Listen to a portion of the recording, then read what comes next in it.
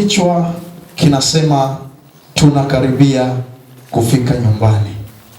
Bwana Yesu asifiwe sana. Tunakaribia kufika nyumbani. Mwanadamu yoyote ambaye anasafiri, maana yake kuna mahali atakaribia kufika. Anapokaribia kufika, kuna dalili zitaanza kuonekana kwamba ninakaribia kufika Dar es Salaam. Kwa mfano, mtu anatoka mkoani, anapoanza kukaribia kuingia jiji la Dar es Salaam, hali ya hewa inabadilika. Bwana Yesu asifiwe sana. Ataanza kuona joto tofauti na kule alikotoka, labda ametoka Mbeya, mikoa yenye baridi, au katoka Iringa. Ataanza kuona badiliko. Maana yake dalili zile atakazoziona tayari, maana yake anakaribia kufika nyumbani. Maana yake takiwa awe attention, kwa sababu anakaribia. Kuna mizigo ambayo takiwa shuke nayo, kuna mizigo itakiwa haiweke tayari, kwa sababu anakaribia kufika wapi?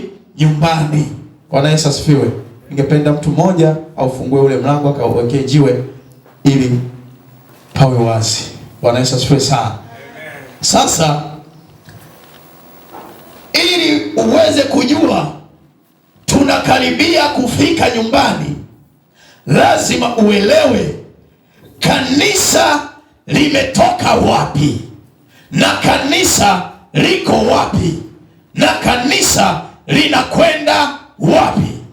Usipotambua hayo mambo ya kwamba kanisa limetokea wapi na kanisa liko wapi na kanisa linakokwenda ni wapi, hautoweza kujua kama unakaribiaje kufika nyumbani. Ili uweze kujua unakaribia kuingia jiji la Dar es Salaam, lazima uelewe umetoka Kigoma. Ulivyotoka Kigoma ukafika Kahama, ulivyotoka Kahama ukafika Dodoma, ulipofika Dodoma ukaja Morogoro, ulipofika Morogoro unalikaribia lile jiji. Hapo ndipo utaelewa wapi ulipo na kitu gani unapaswa kukifanya. Bwana Yesu asifiwe. Ninaomba tusome Luka 21 kuanzia mstari ule wa 20.